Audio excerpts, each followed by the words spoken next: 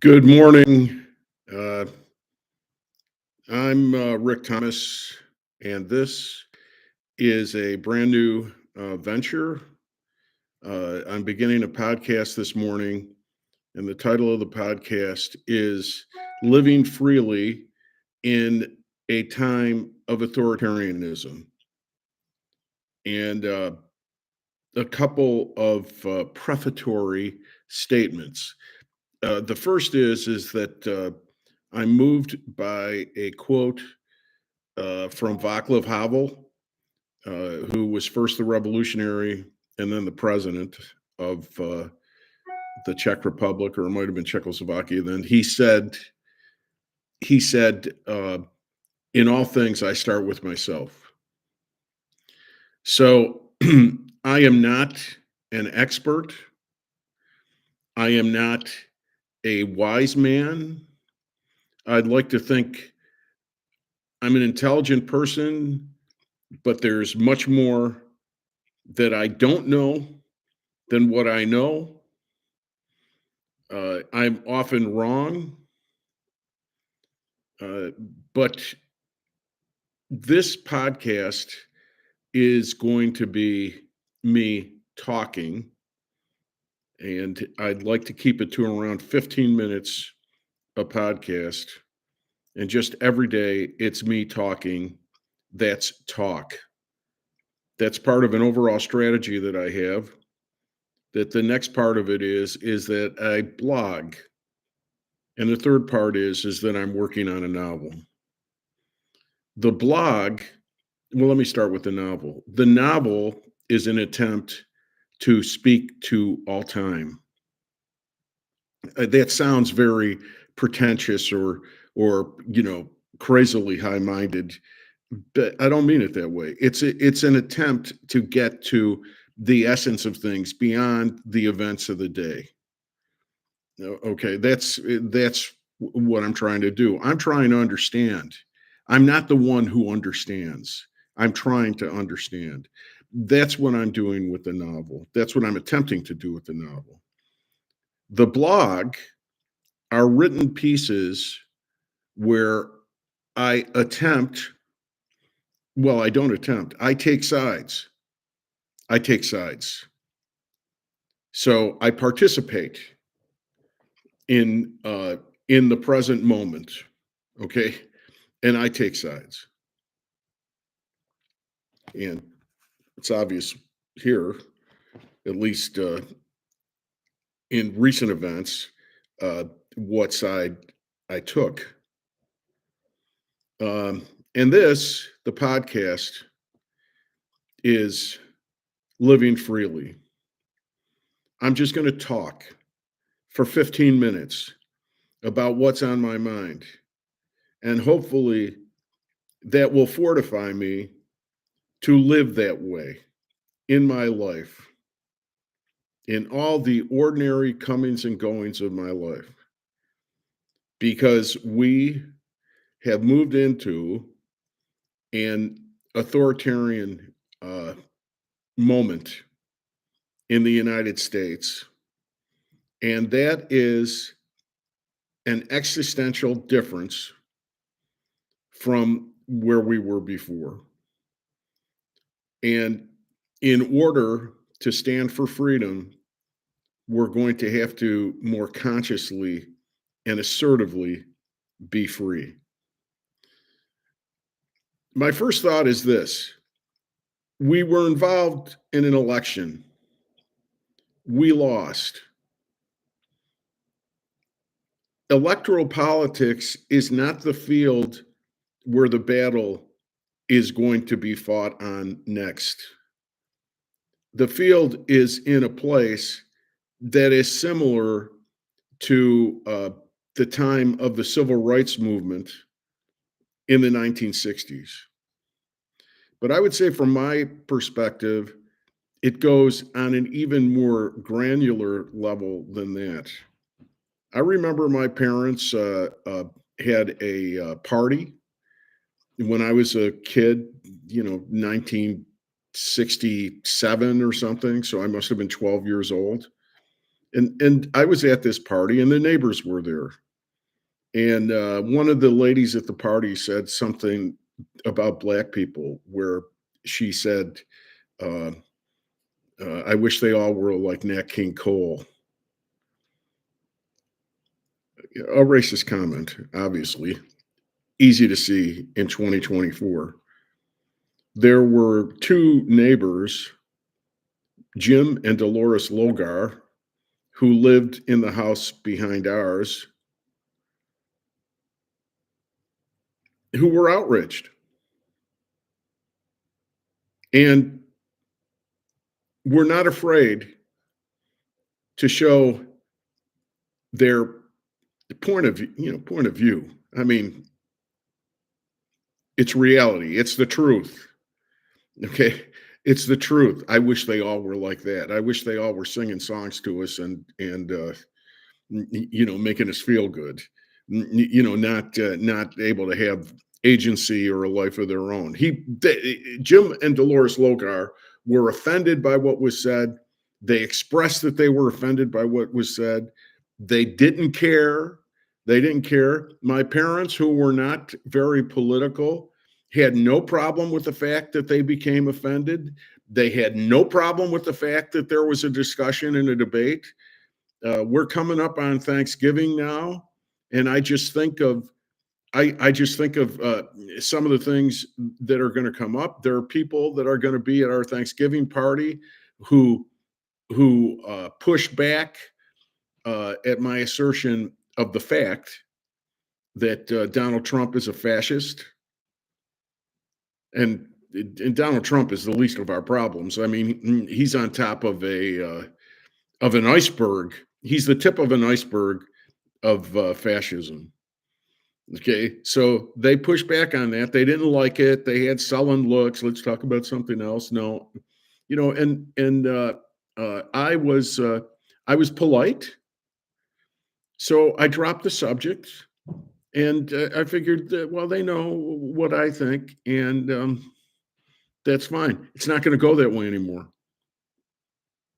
It's not going to go that way anymore. They have to be called out. They have to be told that they're wrong.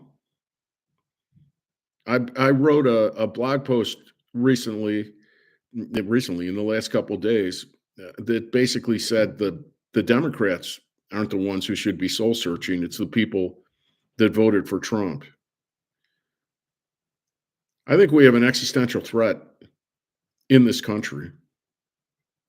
If people vote for that under any circumstances, compared to what was offered in the alternative, and I really I like Vice President Harris. I thought she would do a good job. I had questions in my mind that I thought Biden was a tremendous president, really the most progressive president of my lifetime. And I thought, well, I don't know if she was going to be as good. I was trying to learn about her, but basically, to me, it was a no-brainer. You don't vote for Trump, even if she wasn't that good, which you know, I know enough to know that would be an unfair assessment of her. But even if she wasn't that good, a politician would be better than Trump. A a backbench moderate Democrat would be better than Trump. Uh, the level of violence and corruption that a majority of American voters chose is really damning about those voters, about who they are. So I think we're moving more into a time of the civil rights movement. I don't like the word resistance because that implies that they have more power. The the MAGA or whatever, or the oligarchy, or Trump, Musk, and Robert F. Kennedy Jr. and the Republican Party in Congress and everything, that supposedly they're more power, or the United States Supreme Court. I don't believe that. They do not have more power. This is now a matter of civil rights. A lot of this, the segregation and the persecution of black people in the 1960s, much of it was legal, and much of it was legitimized by votes. People voted for it. So what? This is beyond now the law in politics, in my mind. This is a question of morality. And it's also a question of personal dignity for each and every one of us. So I don't exactly know how to live freely in this time of authoritarianism. But I know one thing, first of all, to say and do as I please. These are my starting points. I mean, I'm sure as this podcast goes on, we're going to be talking about a lot of specific situations, but a few starting points just from my own personal experience. So don't go get a notebook and write them down, or, quote me like I'm Voltaire or something. It's like, it's just like my own personal experience. I'm going to say and do as I please. I'm not going to be afraid of anybody. I'm not going to tailor my behavior because I want to fit in or be careful, and I was talking to this guy, and I was saying, I basically made the assertion. I said, these rich people are crazy, and talked about Robert F. Kennedy Jr. and he's trying to eat a bear or whatever. And this guy tells me, you really shouldn't talk that way. I live in Tennessee. This people in Tennessee, you'll offend somebody. There's a woman sitting next to us or near us that she's probably a Republican. You really shouldn't be saying this. In Tennessee, there was a school shooting, and there was a couple of black representatives in the state legislature and a woman, and the Republican majority censured them for speaking on the floor of the state legislature for gun control and against the way the state was handling policies that led to that tragedy. That fascism that happened in the legislature started when we were sitting near a pool, a community pool, in this, housing, uh, the subdivision that I'm in. So that oh, don't say that. That's a Republican over there. You're going to offend her. That led to the fascism. That's what leads to the fascism in the legislature on that day. And that's why my grandchildren go to school, and there's law enforcement all around the school, because they have to be protected from crazy people and religious and political fanatics that have access to weapons of war, because the government has been controlled by the interests of an industry that creates guns. So I'm not going to keep my mouth shut for anybody. Now, I don't know what that's going to lead to. I'm not going to keep my mouth shut for anybody, because I'm living in a democracy. I don't care if there's an authoritarian government. I'm living in a democracy. I'm going to say whatever the hell I want. And I'm going to call people, what they don't like. And then this guy says this, and this is really quite key. I criticize rich people, and he comes up with these stupid defenses of rich people. Oh, well, Robert F. Kennedy Jr. was an environmental lawyer. So what?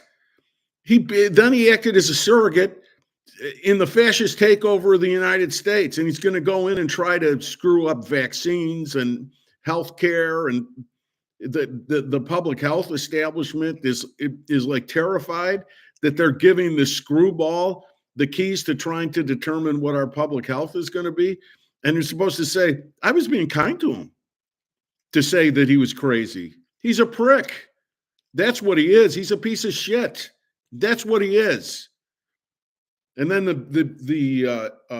then he said, and I had a friend who was a billionaire, and he was with Big Pharma, and he was the chairman of the board, and the board refused to do profit sharing with the employees, and he quit. Oh, hallelujah! He made, I don't know, hundreds of millions, tens of millions. I don't know. He made a lot of money by going to Big Pharma and having leverage over drugs that people needed to live, and extorting people out of great parts of money, which made all sorts of pressure. It put pressure on older Americans. It put pressure for health insurance, just across the board, completely immoral and wrong. But they want to be genuflected to because they stole this money. They're gangsters. And this is the reality of it. And also, I never made the choice in my life to go to work for a completely immoral enterprise like Big Pharma. I tried to do things. I was an ethics lawyer. I was a satirist. I I was a college professor. I always tried to be doing something that helped. I didn't try to do something that wanted to exploit people. So don't, and I walked away from jobs, particularly in the law, where what was being done was not, you know, I was doing a good job as an ethics attorney, but the organization I worked for wasn't overall. I had when I first became a lawyer, I was in an insurance coverage firm, and I left because and I never did anything harmful. I mean, I would refuse to do it. But the insurance coverage firm, they were about screwing widows and orphans out of their insurance money. That's what they were doing. And I'll go into more detail about this later, because I'm really going in broad strokes, because this is an introductory thing. But when I left jobs, I wasn't like the CEO of Big Pharma that had to that had tens of millions of dollars at least in his pocket when he left. And if he's a billionaire, I'm sure he had much more than that. So fuck these people. All right, that's what you're a revolutionary or whatever. And another thing too, and this is the last thing that I've encountered in my daily life. If a very nice woman, smart woman, great person comes, and she does housework here every couple of weeks, and we were talking about AI, and I said, unfortunately, it's not going to go this way, but AI is really a great opportunity, because then people wouldn't have to work. Everything would be automated, and then people could make podcasts or write poems or paint or play baseball or whatever they wanted to do. They could have creative lives. And she said, "Oh no, I don't believe that." I said, "I think you have to work for what you get." I mean, she doesn't get it. This isn't a matter of not working for what you get. It's a matter of getting what's yours. It's like, they want to get rid of Social Security and Medicare so they can put money in their pocket. Everything's a handout to these assholes. They're trying to break us. And they're doing it in every way possible. They're doing it with every way possible. I don't know. They'll think of more ways. But they want to break our spirit. They want to affect our psychology. They want to keep us in economically uh, secure, insecure. They want to put us in a position so that they're on top. They're on top all the time. So this has been the introduction. I guess what I was trying to do here was talk about some interactions that I had with people in my everyday life, which I think is where we start with ourselves and where we are. And that's where we start. And it's more of an existential challenge than a political one at this point. You know, something's got to give, because the fact that over half of the people in this country voted for Trump is a threat to our existence as much as climate change or nuclear war or anything like this. This is really a disaster. A disaster occurred. So what are we going to do? What are we going to do in these difficult times? So this was broad strokes. It was just me talking about a few conversations. There will be more detail coming, but as I hear on everything, if you can like and subscribe, fine. But this is going to be where I talk. The blog is going to be where I assert, and in the novel is where I'm going to try to make art. Okay, thank you very much. Uh, Thanks for giving me your time and staying with me for 21 minutes and 40 seconds. I appreciate it. And I hope to see you again soon. All right. Bye.